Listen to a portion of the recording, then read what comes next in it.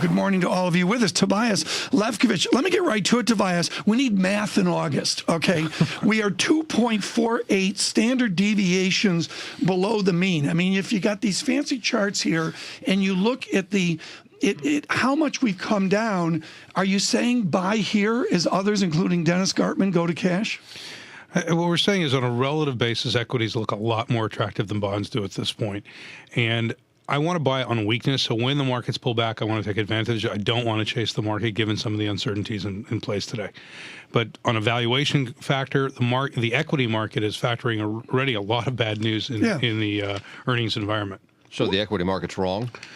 Not necessarily wrong, but the extent to which the investment community has gotten fearful. And just almost think about it, over the past week or two, we've heard about things like death crosses in the technical indicators of the Hindenburg omen and things like that. It just gives you a sense of the help me here. Folks, it's a jargon-free planet. What is a Hindenburg, whatever you called it? Well, I haven't create the Hindenburg omen, but it was is this a like technical, a De Clementi thing? No, it was a technical indicator created by a mathematician looking at the percentage number of highs in the market and lows in the market, and when they cross over a certain percentage, it causes a Hindenburg It causes moment. the New York Mets to win. Yeah. I'm the wrong guy to talk baseball with, but the context here is that only 1 out of 4 times does this Hindenburg omen mean anything in terms of sending a bad signal. Yet it was all the rage after an article in the Wall Street Journal recently. So it gives you it gives you an idea of how these kind of articles are affecting the mindset of investors. Well, Tobias, Tom just read some of the numbers. The 2-year Treasury at 0.47, the 10-year barely above 2.5.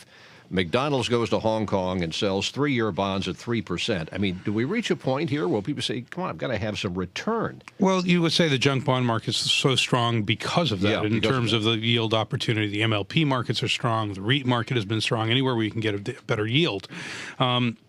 The dividend area is a little bit more complex given the expiration issues of the Bush tax cuts and what's going to happen with that in the future.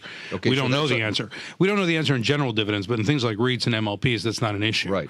So, in the sense that investors do want yield, but they're also fearful of what's going on, so they've been running to bonds. What I'm concerned about in the bond market is not bonds are a bad investment. The extremities of the money flows is what worries me. So, for example, back in 2000 or late '99, we saw massive amounts of money going into the equity market at just the wrong time.